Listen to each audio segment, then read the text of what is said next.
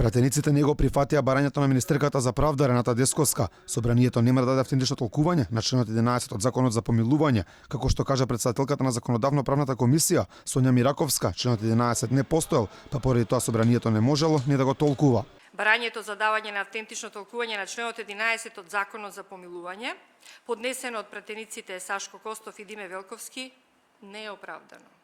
Затоа што и Законодавно-правната комисија, а и собранието како пленум не може да толкува норма која не постои.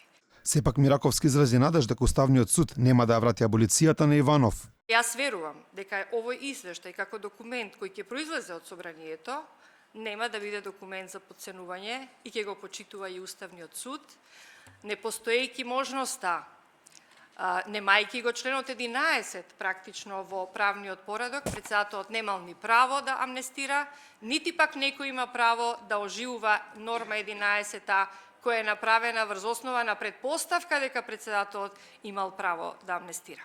Инаку Законот за помилување беше изменет и дополнет во 2009 година, кога беше укинат членот 11, кој содржаше можност за помилување без проведување на постапка. Врз основа на овој член, аболиција од поранешниот претседател Бранко Црвенковски доби премиерот Зоран Заев.